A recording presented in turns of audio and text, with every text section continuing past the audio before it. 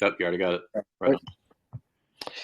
All righty, everybody, welcome to the Safe Haven. I want to remind everybody first that nothing you hear in this session is financial advice, and everything is for your own research. It is to help you understand things about the project that you normally would not understand had you not been in the VC talking to the team directly and hearing from them directly. So remember, nothing here is financial advice, and you have to do your own research. Without further ado, we have Gojira from Bored Ape Yacht Club on Arbitrum, and he is going to introduce himself and his project. So why don't you go ahead and start off by introducing yourself, telling us who you are and how you got into the space, and then later on, we'll get into the project. Sounds good, man. Just a quick correction. Bored Arb Yacht Club. You said Bored Ape. I just want to make that distinction that, the play on words is there, but also for anybody who's trying to look it up in terms of actually typing it all out, it's Bored Arb Yacht Club. So for myself, I got my start in crypto. I've been a Binance user since 2016, but I didn't really get into DeFi until about 2018, 2019. And when I did get into that, I worked for a couple of different DAOs, basically getting paid to research. I found a really good gig that would pay me to do fundamental analysis reports on Ethereum-based protocols that focused primarily around governance. Figuring out like time locks, multi-sigs, governance, admin keys, all stuff like that. So I got a lot of knowledge on that side of things, a really good start. And I was lucky enough to actually make some money through that. And leading up to the bull run in 2020, I was lucky enough again to kind of put that money that I did make into the market, and it allowed me to move full-time into crypto. So I quit my job. I quit my full-time job and I started working full-time in crypto. And since then, I've basically just been networking. I work for a DeFi education platform as well, a security platform as well. And then with the friends that I've met and, the connections that I've made, I find myself in situations like this where I get to represent a project where I know the team. I can vouch for the team.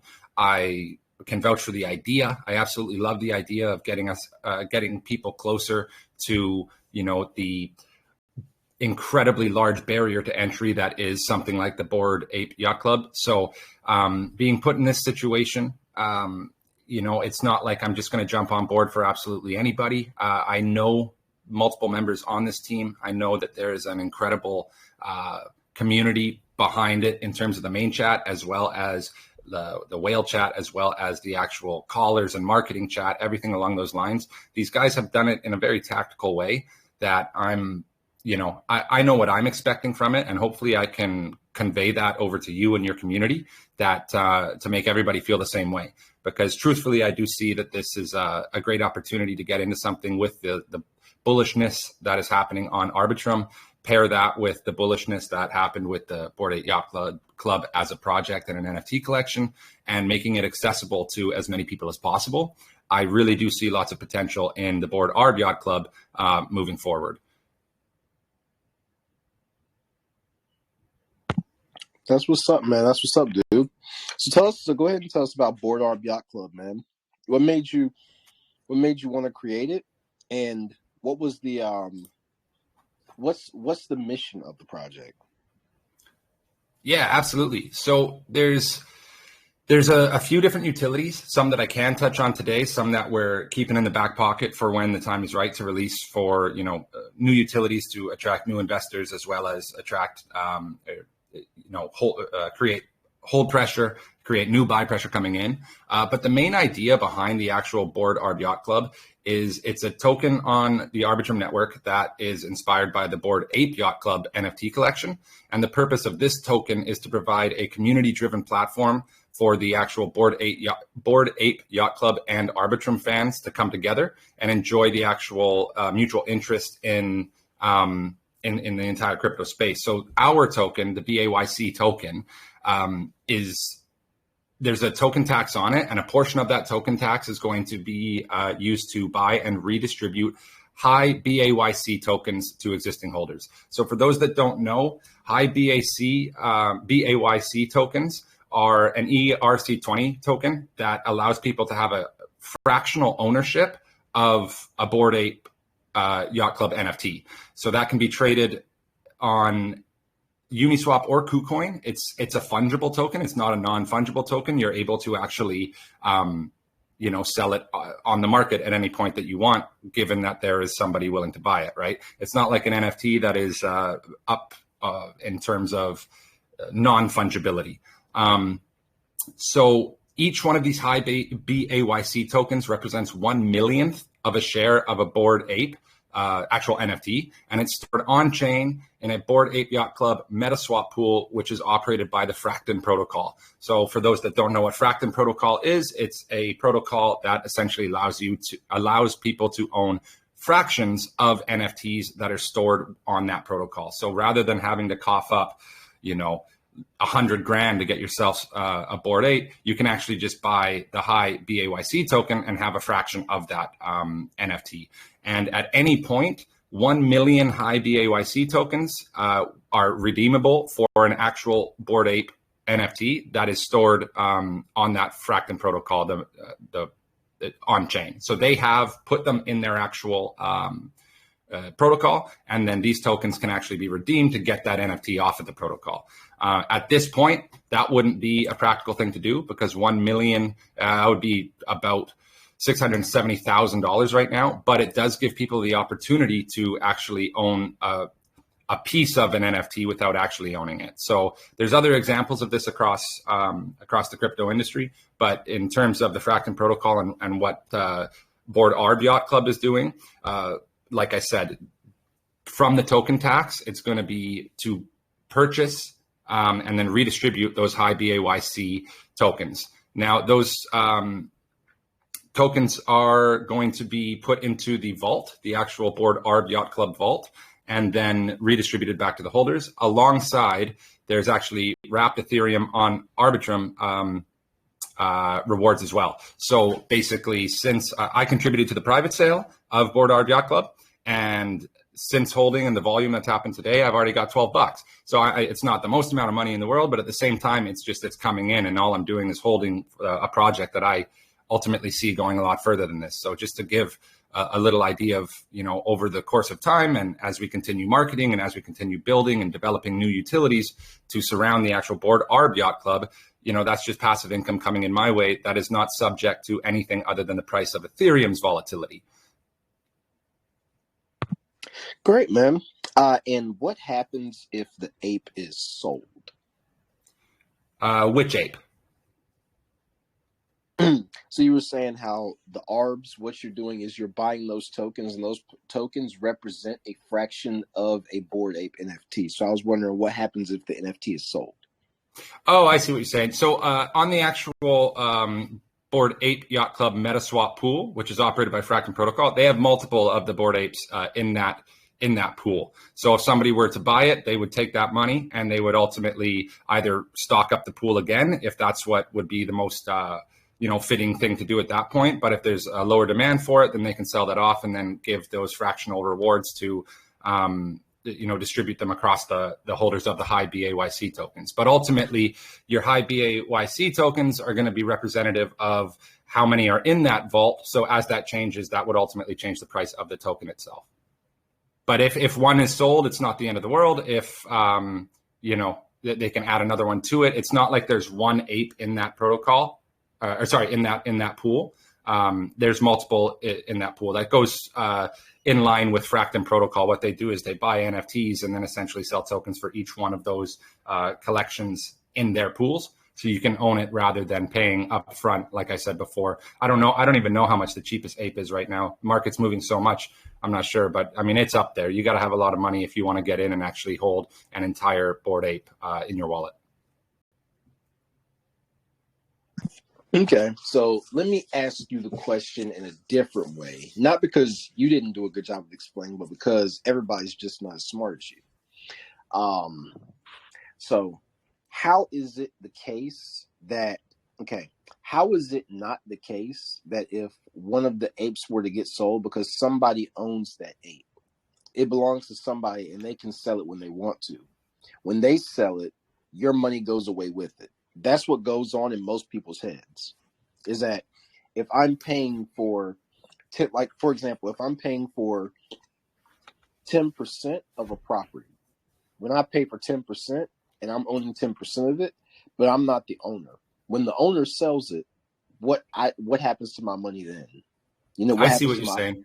yeah. So it's not Yeah, that you're not doing I like understand. you make perfect sense. I'm just saying for the average typical everyday investor, it sounds like if I put my money here and they sell it, then that means where my money go? You know, how are they going to ask me for my permission? Are they going to, you know what I'm saying? I do, and there's. It took me a little bit of actual research on Fractal Protocol to be able to understand this. So I do apologize if I came across saying anything for anybody who did not know what Fractal Protocol is prior to this. But let me put it this way: with 1 million high BAYC tokens, those are going to be redeemable for Bored Ape Yacht Club NFT that is in that pool. There are multiple NFTs in that pool. Right now, if you had 1 million high BAYC tokens, then you would be able to redeem it, and that would be $1 million would be $675,000. You'd be able to redeem it, and then you'd be able to get an NFT out of it. That's not per se that the actual NFT is worth that 675 grand. That's just one way you would be able to get it. Now, what you would want to do in that situation would be to sell the high BAYC tokens and buy the NFT yourself. But that's not the purpose behind Fractal Protocol and what they do. So in order to like in terms of the high BAYC tokens, they are representative of how many people can't afford a Bored Ape, which is 95% of the people in the world, maybe even more. And even people that can, is that where they want to allocate their funds? So the high BAYC token holders are actually representative of people who want to be holders in terms of the Bored Ape Yacht Club NFT collection, without having that barrier of entry of like $50,000, $60,000, $70,000. So if one of those NFTs gets sold, it gets sold at the expense of 1 million high BAYC tokens, which is $670,000 right now at the price of high BAYC. So high BAYC is a volatile asset. It's not an NFT, but it's a token that represents the pool of NFTs on Fractal Protocol. Did that clear it up at all, or am I still? And one thing I should mention is high BAYC is a reward token. It's not our token. So you buy Bored Arb Yacht Club token. That's our token, which we're talking about right now. It launched yesterday. You buy that, and you're going to get rewards in both ETH, and you're going to get rewards in high BAYC in our tiered holder system. So. Is that clear? Are we clear at this point? There's three completely different tokens here. Wrapped Ethereum, high BAYC. Those are both reward tokens that we have no control over. But our token, Bored Arb Yacht Club, is if you hold that, then you get rewards of high BAYC. That goes into the vault, and then Wrapped Ethereum rewards that are coming directly auto redistributed back to your wallet. All right. So next question I have is, what would happen if one of the apes were lost? Like, because you know how hacks happen. I've seen people lose their wallets and everything. I've seen people keep their NFT wallets connected to OpenSea and then they get wiped out and everything. So what would happen if the apes were lost and the money that people had invested in those apes? Like, what happens to it then?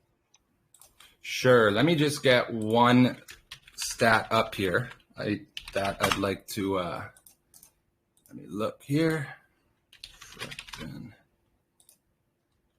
So essentially what we are at, there it is. Oh, oops. Essentially what you're asking there is what happens if Fractal Protocol itself actually gets hacked. So I'm just trying to get that up right there. Fractal Protocol. They are Fractal Protocol is an absolutely massive protocol when it comes to this. They're kind of the forefront and the leader when it comes to fractionalized NFTs. So they take NFTs, then they basically create a token around that collection. They have a pool for it, and then people can buy, a a chunk of the asset. Now, what Fractal Protocol has to focus on is their security so that what you just mentioned does not happen. Being as big as they are, I can only imagine that their security and their safety when it comes to Fractal Protocol and where they store their assets are all in cold wallets, and the safety and security of that becomes, priority number one. Because, yeah, just like you said, if they were to lose any NFT at the value of what Bored Apes are now, it would be a hit to it, right? So when you look at they've got bug bounties. They've got, if you go have a look at Fractal Protocol's actual documents, you can see that they've got bug bounties. They've got lots of different things in terms of security, and they are audited by Armors as well as EOScene. So they've got lots of stuff that are making sure that all the assets that they control that offer fractionalized tokens of these NFT collections to people that they can buy on the Ethereum network. They've got all the steps in place to make sure that everything is safe and secure. So ultimately, if anything were to happen to the Fractal Protocol high BAYC tokens, then that would affect the high BAYC vault on board Arb Yacht Club. But like I said before, the security surrounding Fractal Protocol being as big as they are, I would be happy with it, considering that they're managing tens of millions of dollars of assets. There's no way that they're keeping that on hot wallets, anything along those lines, right? They're a pretty mega protocol. So I'm not super concerned about that side of things. But ultimately, if that did happen in the hypothetical space, anything can happen. That would only affect the actual price of high BAYC that is in the vault of board Arb Yacht Club. It wouldn't affect the actual board Arb Yacht Club price, and it wouldn't affect the Ethereum rewards that are coming back to holders. So the only thing that it would have an effect on is the actual BAYC vault that is storing the high BAYC tokens, just based on the price of high BAYC if that were to happen. But it's in no way, something that, for me, I would worry about on that side of things. I would personally be more worried about my own safety and security on my wallet, connecting to something that I shouldn't, rather than the Fractal Protocol. Like you said, people get hacked all the time. I got hacked early on in my days, and I now do everything through a Trezor, and it is incredibly tedious because I have to approve everything on this tiny little screen with my thumb, and sometimes it doesn't click, and I type in the wrong password, all this stuff. So you got to take a little bit of responsibility and security precautions when you decide to be your own bank. But that is ultimately, I think the payoff is a lot bigger at the end of the day when you take your assets into your own hands.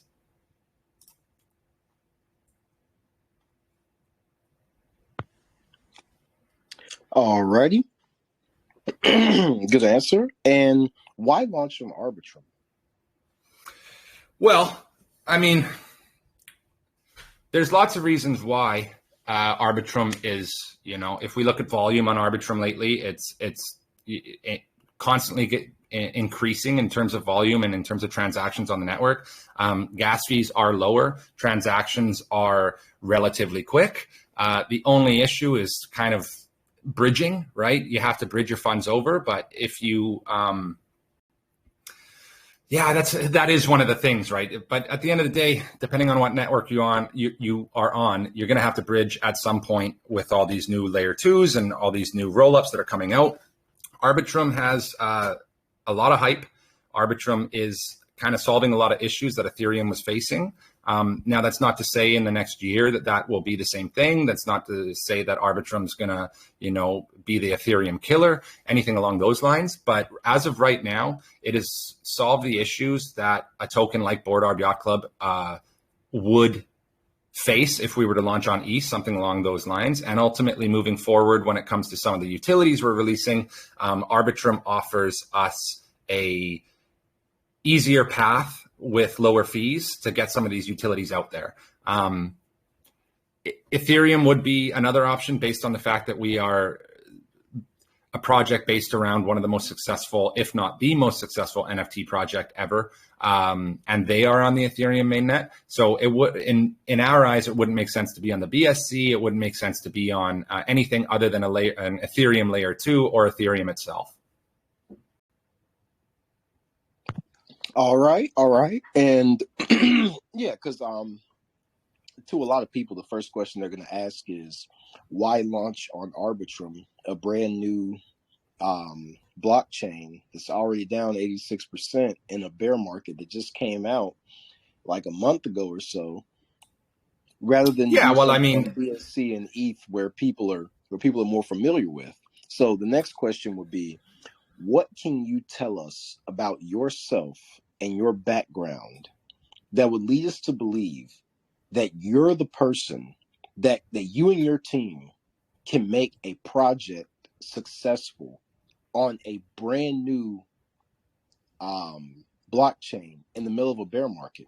Because think about it, that's a big question people would have. Is this project a low market cap project coming out on a brand new blockchain that may or may not last? And right now in a bear market, when we get to the bull run, it could be a whole new thing. So what can you say about yourself and your team that's going to give us the confidence that you're going to be the person that can make that happen? Yeah, sure. I mean, ultimately, Arbitrum is not a brand new chain. Arbitrum's been around for a while. It's just gotten its hype lately. And what you're referring to is the actual Arbitrum token, which, I mean, they airdropped an average of $1,500 to anyone who was, that was the average airdrop in Arbitrum tokens that aren't actually used for the Arbitrum network itself. Ethereum still powers it, right? So you get listed on these major exchanges. You get all this news that Binance is going to list Arb and all this stuff. I mean, anybody here who was bullish on Arbitrum token, the actual token at that point, thinking you're going to buy it and it's going to skyrocket, you need to reevaluate your trading strategies, because look at anything that gets announced in the same sense and see how it does. Now, yeah, it's down. However, that was kind of expected in terms of the actual Arbitrum token launch. When we look at the actual chain, like I did say, it's gaining a lot of momentum. It's one of those blockchains that is being used because it does solve certain problems that Ethereum is not able to do at this point.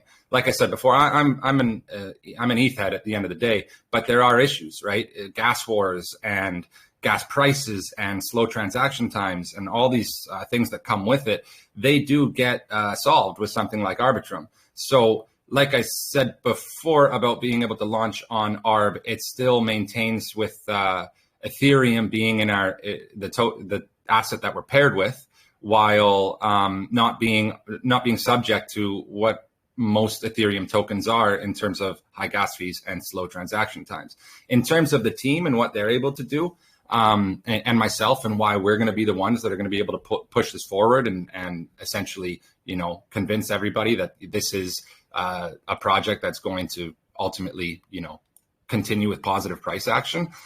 I can't speak for, everybody on the team. However, I do know a handful of people that are on it, and I've seen them work in the past, and they're able to do some things that I wouldn't be able to do myself, as well as a lot of other teams that I see. They're not able to do these things as well. And I want to get into specifics, but again, in terms of development and whatnot, I'm not going to go into too many details when it comes to the utilities that are being launched. But when it comes to actually marketing and organizing a project and launching a project in terms of the stealth launch with the private sale, the way that it was, we've put ourselves in a really good position where it wasn't a fair launch. It wasn't like if you go on Pink Sale now and you have a look at a fair launch and the soft cap's 10 BNB and it raises 800. Where's your buy pressure at launch, right? These are the things that Pink Sale and these launch pads, they use to kind of make people assume that they're getting the best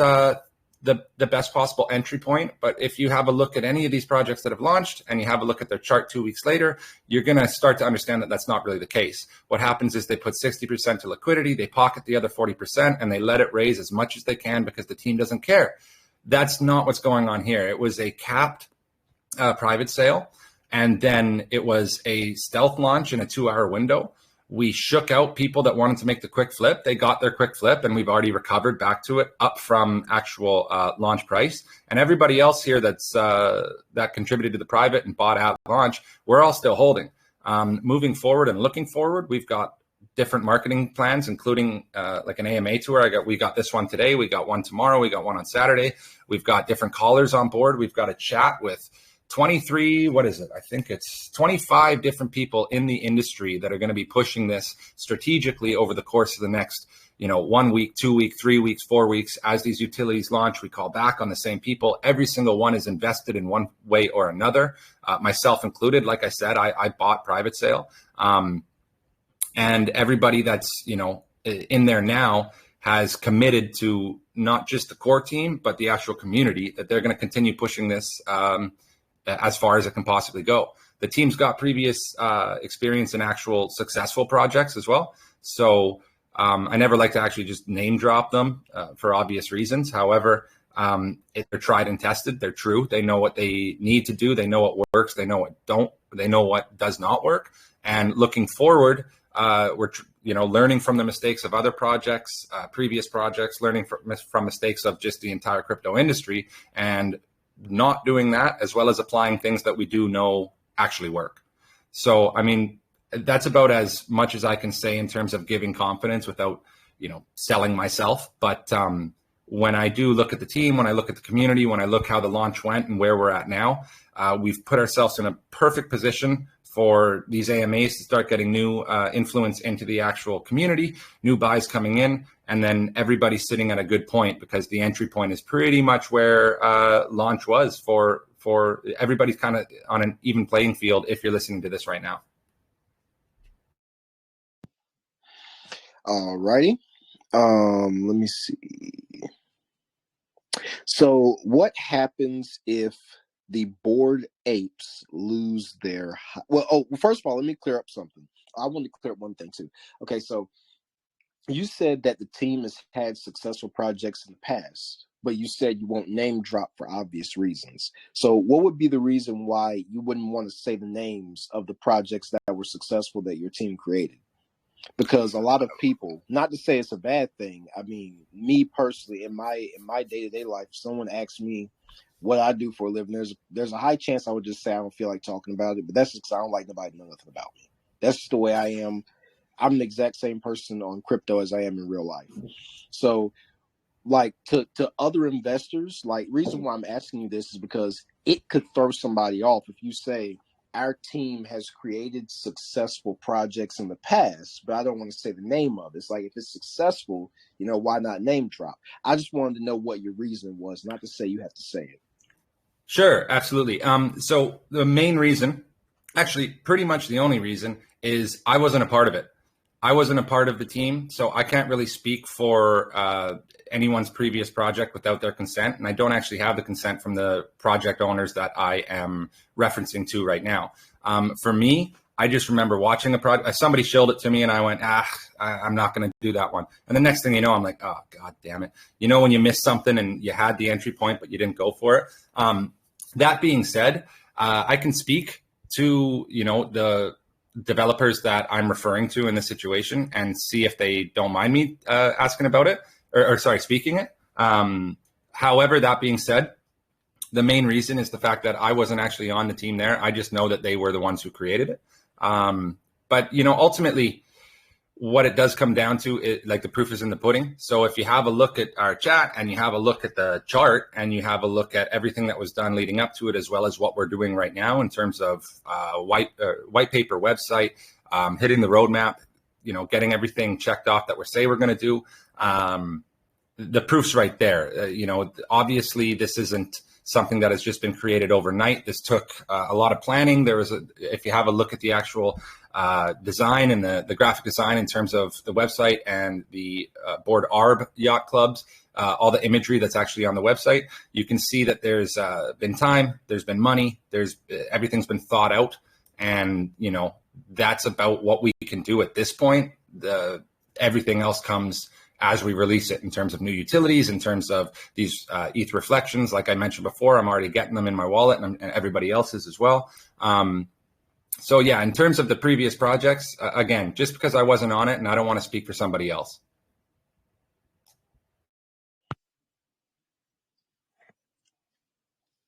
All right. So what if the Bored Apes lose their hype?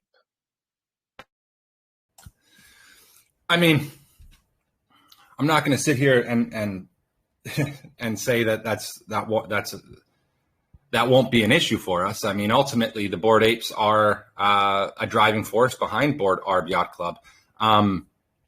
If they do lose their hype, I mean, that would essentially mean, I think, that NFTs themselves have lost their hype. Bored Apes have held a value, have held a floor that has been competing with the top NFT projects since basically their inception. And if we have a look at what happened to NFTs during the bear market, so many people were saying, this is it, they're done. I knew there was never any utility with them, this, that, and the other. However, they're still around and they're developing an ecosystem within themselves. Okay, let me cut you. Let me cut you off right here real quick. I want to reword my question for you. It'll just help you to understand it better. So, what would your team do? What is your team's contingency plan if Bored Ape Yacht Club goes out of style and out of fashion? So, if I have a project that's called Shiba's House, but Shiba is now at the bottom 500 at the start of the next bull run, the question would be, what would my project do now that the project that our success is hinging off of is down? Yeah, I understand the question. I mean, it's a pretty wild hypothetical. If they've got an entire ecosystem surrounding, I guess I'll actually just answer the question. If the Bored Ape Yacht Club NFT collection goes, loses all of its value, then I would imagine that, I mean, there's really no other way to say this. I'm not going to lie to anybody here. That would be incredibly detrimental to the project. But at the same time, why would you invest in Bored Arb Yacht Club if you didn't believe in Bored Ape Yacht Club, right? So if you're in the AMA and you're considering an investment into Bored Arb, it's probably because you have heard the hype behind Bored Apes and probably believe that they're not going anywhere anytime soon. Ultimately, this Bored Arb Yacht Club works in tandem with Bored Ape Yacht Club. And if the Bored Ape ecosystem goes under, then, it's not good for the Bored Arb Yacht Club. But that being said, we wouldn't have made the token if we weren't bullish on Bored Apes, if we weren't bullish on the NFT ecosystem, on the crypto ecosystem, on absolutely everything that's surrounding both Bored Arb Yacht Club as well as the Bored Ape Yacht Club. You can have a look at Ape Token. You can have a look at High BAYC, Fractal Protocol. You can have a look at all the hype surrounding NFTs coming back, as well as what was in the last bull and where we're at now. It's a pretty good opportunity in terms, if you are bullish on the NFT ecosystem as well as the Bored Ape actual ecosystem.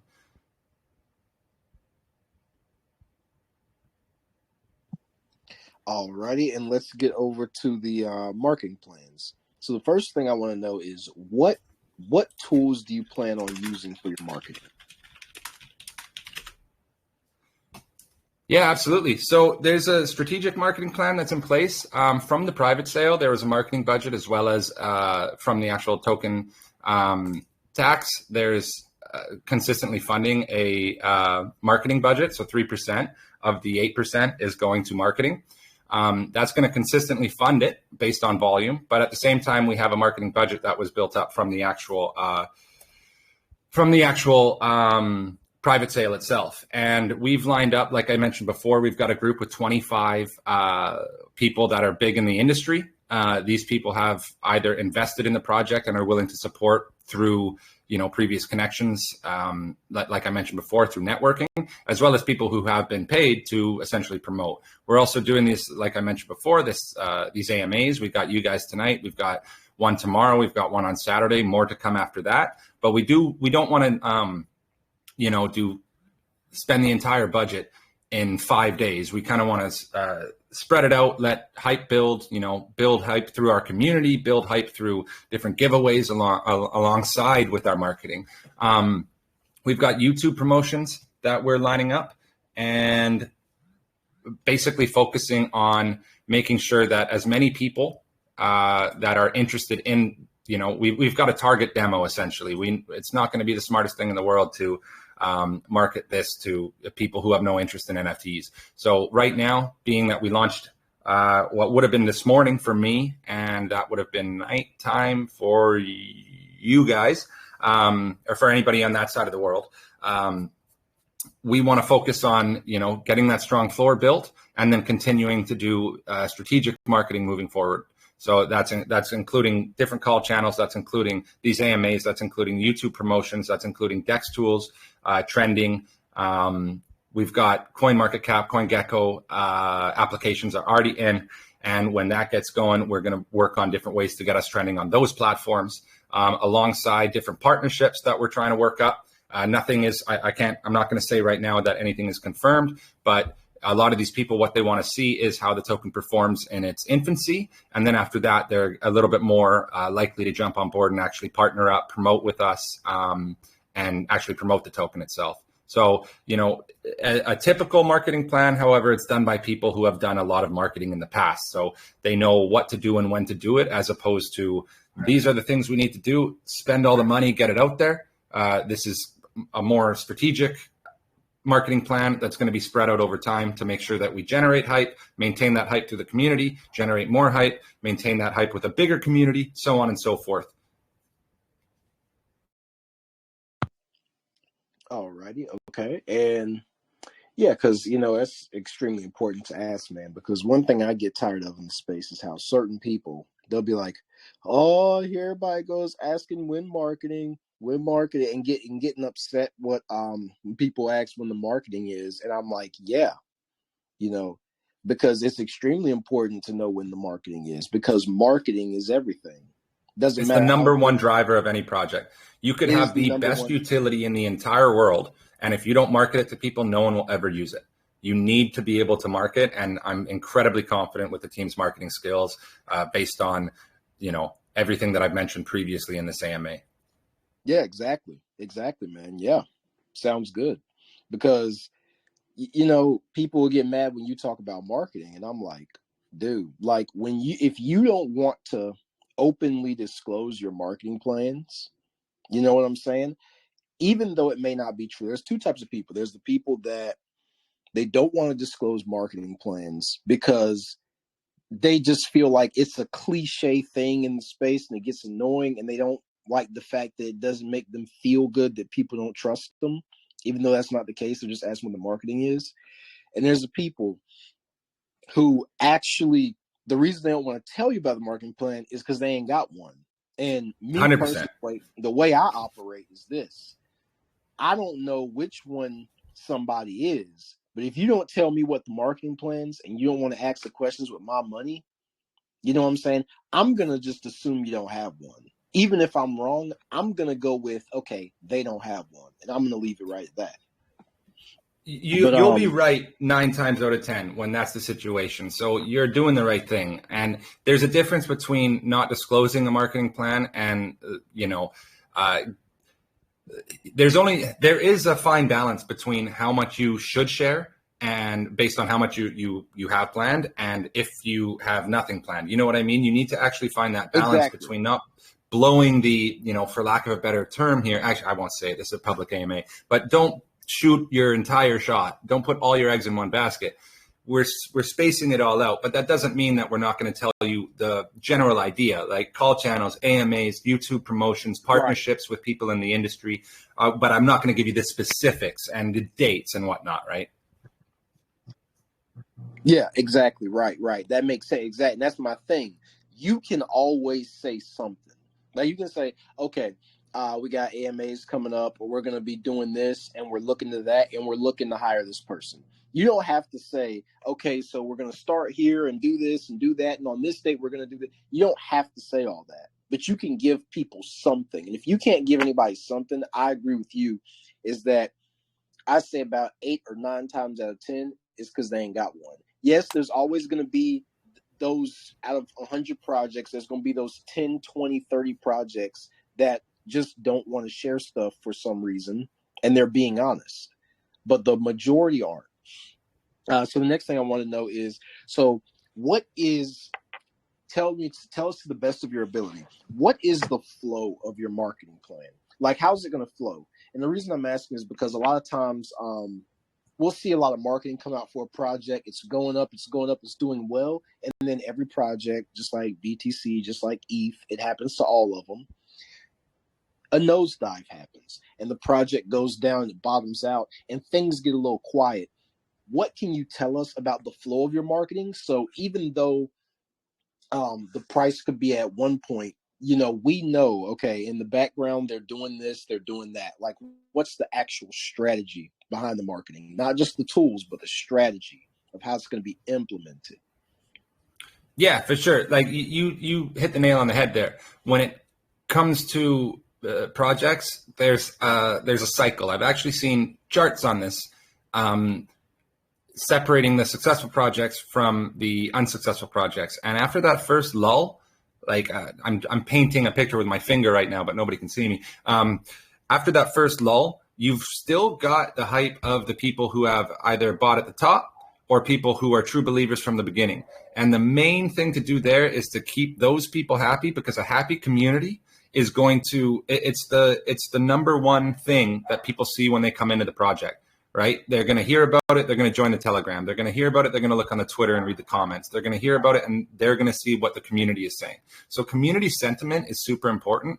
And I'm not going to sit here and tell you that the chart is going to consistently go up and never come down. There's going to be points where that lull happens, dips happen, and a happy community is more likely to eat that up and continue that moving forward for the new people that are coming in.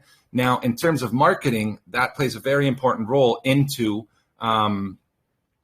maintaining that. So you, like I mentioned before, if we were to do the entire marketing budget right now, what happens after that first lull that you just spoke about? If there's no marketing money, how is anybody supposed to get fired up about anything when it's experiencing that dip? Having marketing actually set aside and like a tiered system as to where that goes and when that goes, more importantly, is more important than where you actually market. Maybe not, but you know what I'm trying to say. They're equally important and they actually complement each other.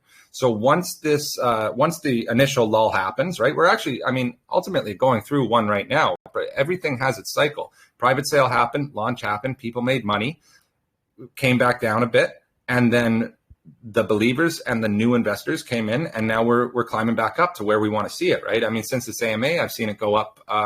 We're looking at about 5%, right? So either what you guys are hearing, you like it, or people are going in and finding it through the other marketing that we've done and, buying that way.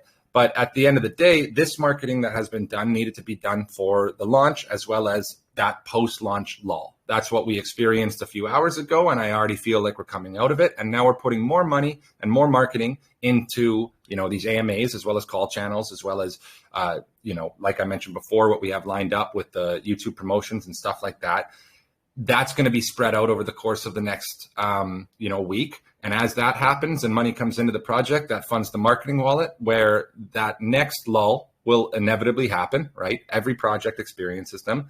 And it's a good thing, to be honest. If everything just like, the bigger they are, the harder they fall, right? If you keep going up and up and up and up and up, oftentimes that dip is representative of, or represents how high you went up, right? So these little dips and when the community eats them up is actually really healthy for a chart. I am in no way saying that you can do technical analysis on a chart that is 6 hours old on a low market cap coin. It's just not true. Anybody telling you that they can, it's just not true. It has nothing to do with chart patterns. It has to do with the community. So when you go into our community and you have a look, you see how people are engaging with each other, interacting with each other, then you can make your assumption as to how that will reflect on the chart better than any technical analysis can be done on something like a low cap 12-hour-old token.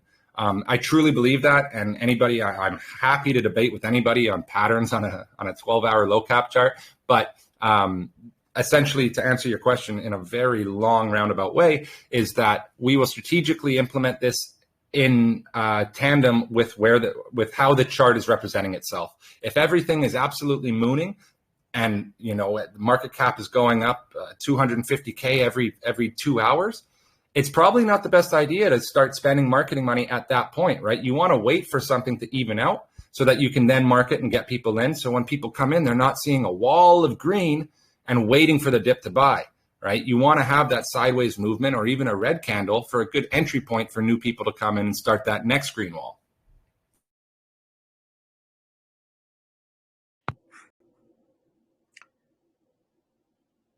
All right, man. So that is it for me. And right now, if it's fine with you, I'm going to go ahead and let the community start asking questions. So y'all go ahead. 100%, man. All righty. Let's go with Ziggy. All righty. And I'm going to hop off the mic. And Ziggy, you can go ahead and take over. This is your floor. You're the AMA host now. Go ahead. Thank you, DC. I'm sorry, you guys will have to pardon me a little bit. I'm in class now, so it might be a little bit of background noise, but pardon me. Anyway, yeah. So I was wondering, because this is kind of stuck out to me. So I was wondering, you said your tokens basically are like basically a millions of BC NFTs. No, yeah. No. A million of the share. No. Ziggy, I'll stop you right there because that's not right. High BAYC tokens. One of those tokens represents 1/1,000,000th of an NFT of a Bored Ape. Our token rewards our vault in those tokens. Our token is not worth 1/1,000,000th of a Bored Ape NFT. We are not affiliated with High BAYC token. Whoa. Okay, so now you lost me a little bit again. So let me finish the question. If then you can shoot the question down totally if I'm missing the point, because I'm sure I am, because I'm totally confused now. Okay, so let me go. So you said a token is equal to a millionth of a share, and basically that share basically at any point a million tokens equals to one NFT share basically. Does a million tokens at any point equals to one NFT? No. All right. Let me explain this again. There are two tokens here, okay? There is Bored Arb Yacht Club token. That is what I am representing today. Then there is High BAYC token, and that is a completely different ERC20 token. And those tokens represent, one of those tokens represents 1/1,000,000th of a Bored Ape. Now, when people buy our token, the Bored Arb Yacht token, from that token tax, it will get converted into Ethereum and then converted to High BAYC tokens. So there are two completely different tokens, but our vault will hold those High BAYC tokens. Think about it like a completely separate token. We have nothing to do with it. Those 1/1,000,000th of a Bored Ape NFT token is owned and operated by Fractum Protocol. Nothing to do with us. The only thing that token has to do with Bored Arb Yacht Club is that we buy it and put it in the vault and then distribute that to tier 1 holders. All right. I just got completely mindfucked, but anyway, thank you. I think I have to reread your website then, because I was totally confused. My question was not on the point of if these tokens are going to be a millionth of the share, then what's the price? What's the point of market cap rising and stuff like that? Yeah, if that's the case, then you buy 1 million right now and buy yourself some Bored Apes, man. Buy 10 million and buy yourself some Bored Apes. I was actually you thought you hit the jackpot. Anyway, thank you. Yeah, of course, man. Of course. I'm glad I could clear that up. I'm glad you asked, actually, because maybe there's more people in here that were wondering the same thing. Unfortunately, our token ticker symbol is BAYC, and then the High BAYC it's very similar. So that is something that I imagine myself, as well as the team, as well as the community, is going to be explaining a few times over the next couple of days. However, I do, there is a association between Bored Arb Yacht Club and the Bored Ape Yacht Club token, which is, like I said, owned by Fractum Protocol. So, we stuck with the ticker symbol of BAYC. So I'm sorry if that's confusing, but I hope that I cleared it up. Yeah, I do appreciate the clearance. Thank you. All right, Ziggy, that was a great question. Yeah, I like questions like that where it's something. I love questions where it could answer the same question a lot of people may be having. Okay, let's go to Rising Star. Okay, Rising Star, let's see what you got.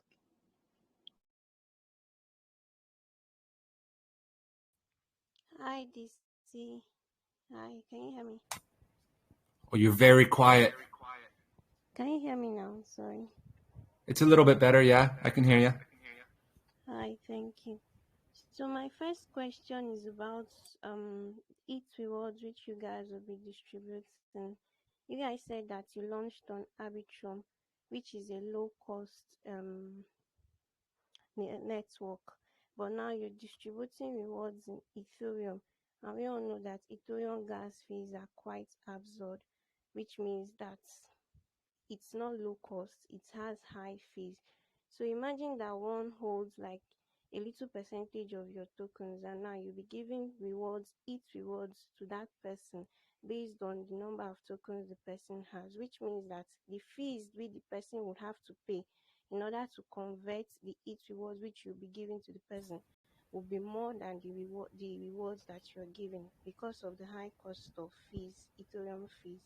So why did you guys choose to go with giving it fees instead of BSC or something like that? Yeah, okay. I mean, I think I heard the question. Sorry, your voice is so quiet and soft. I'm not sure if I heard everything, but I think I understand the question. So the Ethereum reflections are actually on the Arbitrum chain, and they're in wrapped Ethereum. So it's automatically done through the smart contract.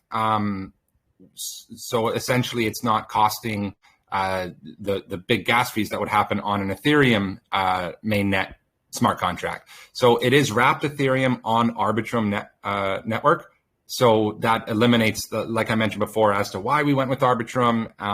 This is one of those reasons. Being able to give these reflections in wrapped Ethereum on the Arbitrum network, automatically distributed to every single token holder, is something that is accessible on the Arbitrum network without encountering some of these fee issues.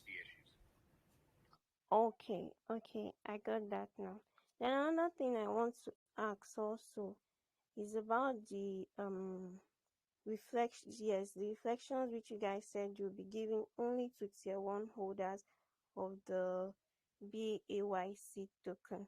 So I'm asking why you guys are limiting it only to tier 1 holders, because I can see that tier 1 holders hold like 3 million plus tokens, and then also tier 2 holders also hold like 1 million to 3 million tokens, which of course is like, it's I personally feel that like that's quite a huge amount of tokens for one to hold to also get the rewards which you guys will be giving only to tier 1 holders.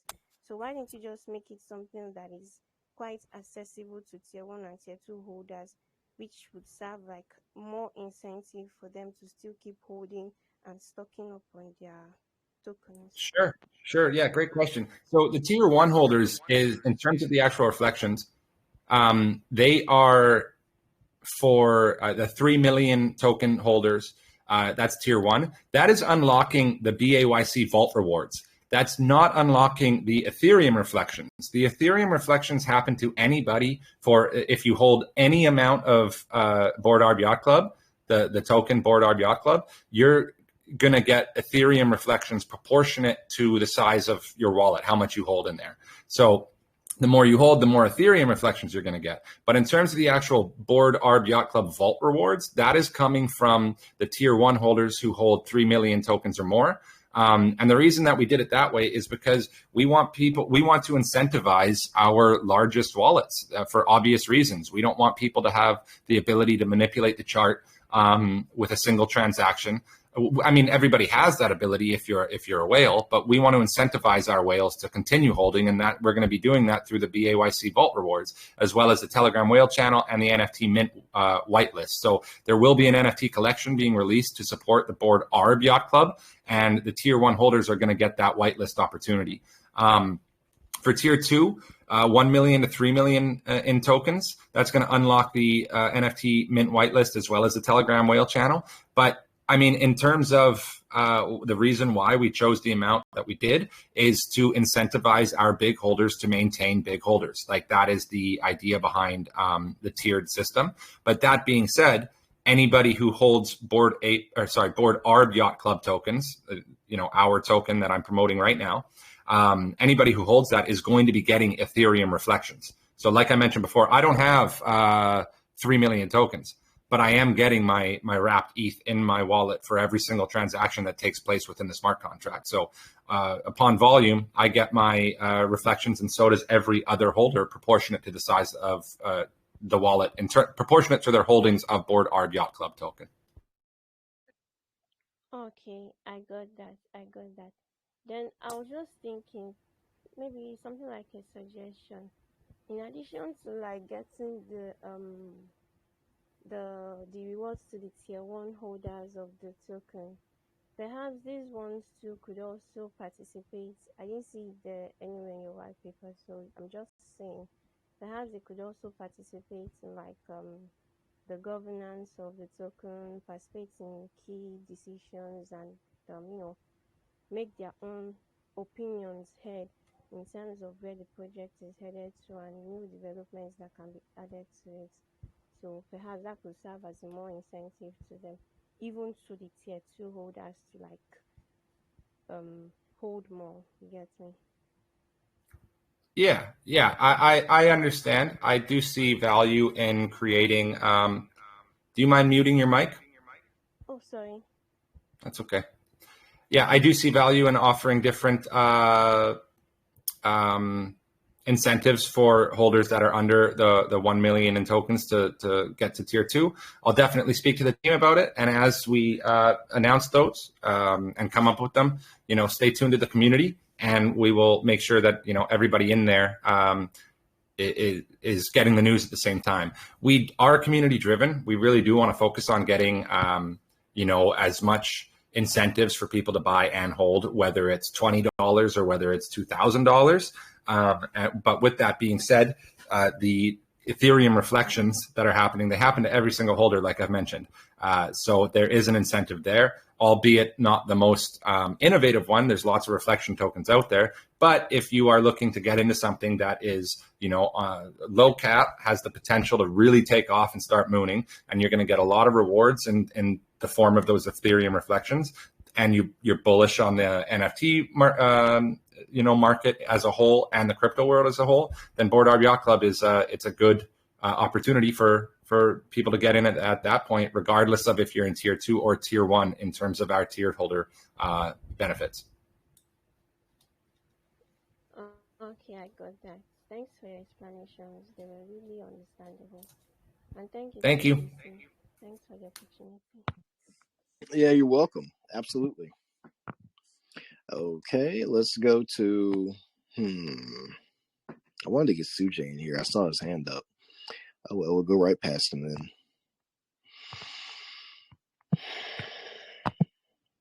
All right, Lucky the Best. Go ahead, man. Floor is yours. Hey guys, can you hear me? Yeah. Okay, thank you so much. I also want to know, how do you want to make your project the best from other ones? Since you guys are in the stage of development and doing a lot of marketing, more people will come into the project. I want to use your platform. So how sure are you that there won't be glitches or bugs as more people use your platform at the same time? And if you complain, how fast would you guys be on helping to solving the issues? Thank you. Yeah, you're welcome. I'm not really sure what you're referring to in terms of platform. We're a smart contract that operates on the Arbitrum network. So if there's glitches in the Arbitrum network, there's nothing we can do about that. In terms of our platform, we have, again, it all comes through the actual smart contract. When we're talking about creating a front end in terms of, UI and UX, when it comes to the NFTs, when it comes to some of the other utilities that we are planning to release, we will make sure that through beta testing, as well as a whole bunch of other things that we can do to make sure that everything's running smoothly, that we mitigate all risks of actually encountering any glitches moving forward. Obviously, if there are unforeseen things, we're going to be in a situation where the team needs to get together and figure out the best way to tackle them. But I'm not going to hypothetically think about sorry, I'm not going to think about hypothetical situations on hypothetical utilities before we're even there. Right now, what I want to focus on is the fact that we had an incredibly successful launch that was subsequent to a very successful private sale, and now we're sitting at a really good floor for anybody that's getting interested in, if you're just hearing about it now, a very good entry point for everybody, because everybody that's left right now is people that either bought the launch or bought private sale, and these are the people that are going to be here for the entirety of the project. Like, these are the believers in the Board Arb Yacht Club. So in terms of glitches down the line, right now we are only reliant on the blockchain itself and our smart contract, which was audited, I should mention, by BlockSafu, and it passed the audit. We did have errors in the first one, but they went ahead and fixed them and gave us a very good audit score. So there are no major errors within the smart contract. It's working exactly how it should. Like I mentioned before, I'm getting my Ethereum reflections. I contributed to the private sale, and everything is working the way that it should. So I'm not worried about glitches at this point. And when the time comes that we do have utilities that may potentially face glitches, we'll make sure that we do enough beta testing and security and safety precautions to make sure that these glitches don't happen. And if they do, we'll have a good plan of attack as to what to do. But again, I don't really want to focus on hypothetical glitches down the line. What I'd like to focus on is the actual fact that, we got something here that I see a lot of potential in, and I hope you guys do too. Okay, that's great. That's very great. Thank you for giving me the opportunity to ask my question. Thank you. Wish you best of luck on your project. Thank you. Thank you, bud. That was a good question. I liked it. So we got a comment question. Knights asks, why use BAYC as the ticker? Because our project is called Board Arb Yacht Club. I mean, I don't know if look, a ticker symbol is a ticker symbol, right? We are Board Arb Yacht Club, BAYC. If you go have a look on Dex Tools, it's actually sitting with a capital A and everything else is lowercase. There's not, it's the one that made the most sense. There is not a BAYC ticker out there for anything related to Board Ape Yacht Club. Like I said before, they got the high BAYC and then they've got ApeCoin. So we saw an opportunity to take it, and as we move forward, I see that the ticker symbol just being representative of the actual acronym of Board Arb Yacht Club.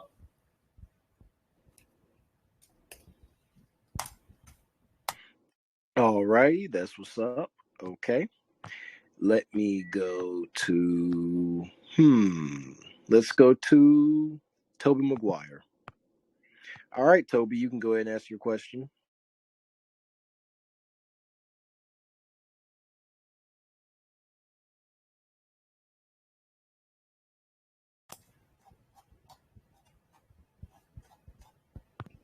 All right, Toby, we're going to go ahead and move on, buddy.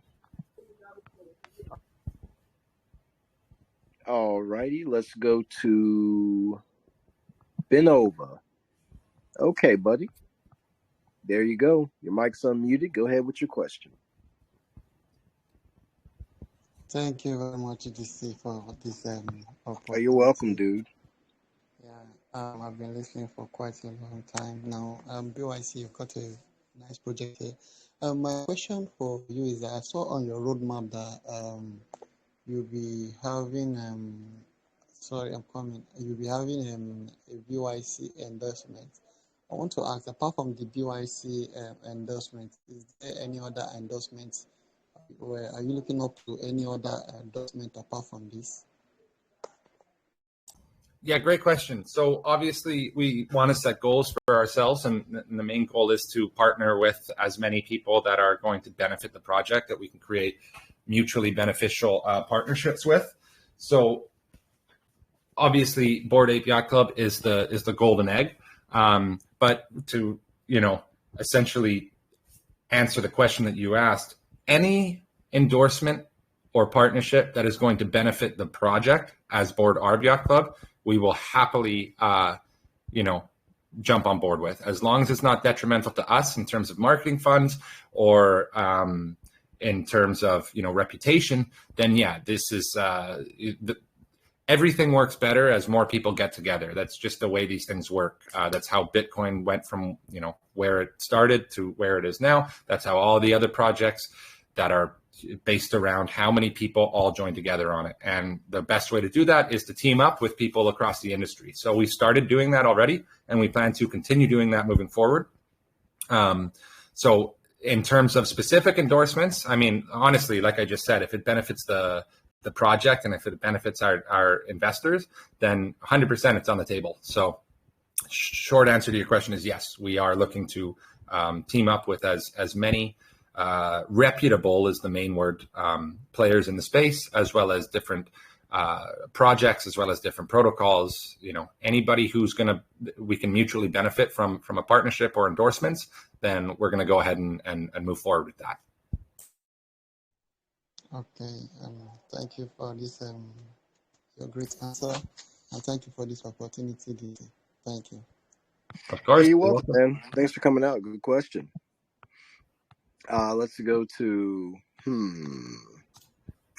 well, let me ask this comment question. So Jessen wants to know, how is the rewards vault funded?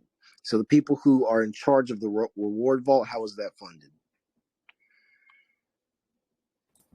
Through the token tax. So, okay. Like I went, in terms of the tokenomics, we've got an 8% tax on buys and sells, and 2% of that's actually going to the vault. So that will go to the vault in Ethereum, and then that Ethereum will be basically used to buy the high BAYC tokens and fund the vault with that. Okay, perfect. All right, moving on. Rebel Domain, let's go.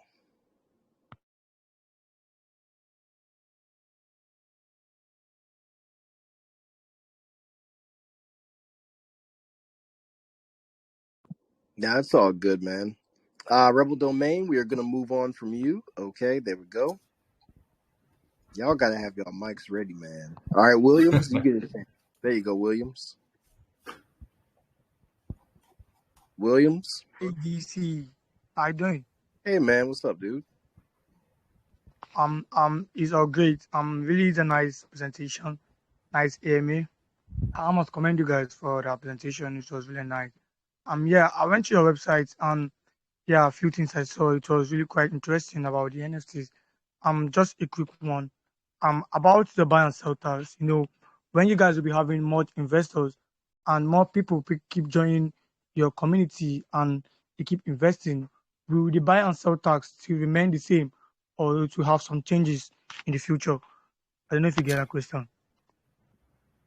Yeah, no, I got it. The taxes do plan to remain the same. As when we look at projects that do well, that do the same way that we kind of anticipate Board Arb Yacht Club to go, the hype does a pretty good job of making people invest regardless of tax amount. We didn't want to have an insane token tax, but at the same time, we wanted to have it enough that these the vault, as well as the rewards, as well as going back to liquidity and our marketing, are all solvent to the point where it actually makes sense. So with the 8 and 8, we're going to be able to definitely market incredibly heavy, and that vault's going to get funded. These rewards are going to come into a sufficient amount that people are going to think, okay, yeah, this is worth it for me to actually hold this token. For me, I was incredibly surprised at having like $12 in ETH reflections in a matter of basically 12 hours. For me, I did not expect that much based on the amount of volume that came into the project already. That being said, I'm very happy about it, but that also does come at the price of having an 8% buy and an 8% sell tax. So in terms of changing it in the future, I'm not 100% certain. I didn't write the smart contract, but to the best of my knowledge, it's immutable. So we're not going to be able to change that, or at least not change it to something more. But to lower those taxes, again, it does depend on how things look moving forward. But as of right now, the plan is to maintain the 8 and 8. Yeah, it's a nice one. Just a quick one about the NFT. Will there be any difference in the price of the NFT if the holder decided to mint it for token instead of selling it on the marketplace? Will there be any difference in the price? Any difference in the price if the holder decided to mint it using the Board Arb Yacht Club token? Yeah, that's what I mean. I don't know, because I don't think that that's going to be an option. I think that we're going to be minting these things in the NFTs are going to be minted in Ethereum. So as of right now, the answer to that question is no, off the top of my head. However, that being said, I can speak to the developers, I can speak to the team about what their plan is with that. And then if what I just said is not actually 100% accurate, I'll go ahead and answer that question in more depth in the main chat. So join the main chat and I'll be able to, if anything does change, I'll be able to explain that to you a little bit further. Yeah, that's a nice one. Just a quick one about, will you guys be having something like a tutorial video where new members who are coming in new will learn more about this, like something like a YouTube channel or something like that? Yeah, I mean, if you have, we've got some videos out right now, actually, how to bridge from Arbitrum over to Ethereum, from Ethereum over to Arbitrum, also how to buy, and also basically like a trailer, a hype video on our actual website. So if you want to have a look at that, you'll be able to see there. And then, a little bit more about the project kind of condensed into a 1-minute video. But then looking past that in terms of how to use different utilities when we do release them, how to mint the NFTs when they do get released, how to, basically interact with everything that we're offering. Yeah, videos will be made. If anybody has a look at the design and everything that's been done so far, I think that in terms of the design department, we can be pretty bullish on the Board Arb Yacht Club team.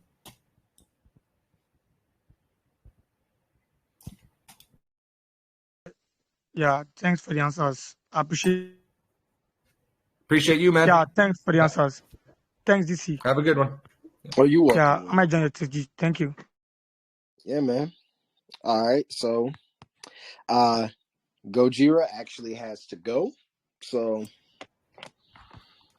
hey, man, I just want to let you know you did a good job here. Did very well. You answered all the questions thoroughly at that, man. So, I appreciate you, man. I appreciate you too, brother. Very nice project. Very nice concept you guys have. Really cool. Love seeing new things get innovated in the space. Gives me hope for so many reasons. Hope that the space is just going to continue to go on, that it's going to be mass adopted. Hope that no matter what the government does, we will innovate something and we will work our way around them no matter what. And Yeah, much appreciated, man. I appreciate you guys providing us the platform that we can come here and let everybody know what we're trying to do here. And then on top of that, I appreciate your community coming in here and asking those questions. So I just want to wrap this up by saying, if anybody has any questions, feel free to join our actual main chat. You got to go through the actual portal to get there. So that's t.me/Board Arb Yacht Club.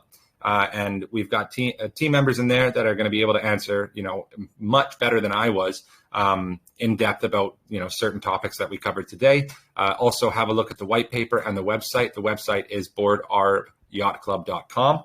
And outside of that, man, that's it. Again, just thank you guys so much. And I'll catch you guys, around on the next one. When you guys are throwing up your next AMA, I'll be sure to join and have a listen. appreciate you, man. Absolutely, man. All right. Appreciate you, brother. Have a good one. You too, man. All right, guys. So next up, Dumbledore is going to take over for the coveted duck race.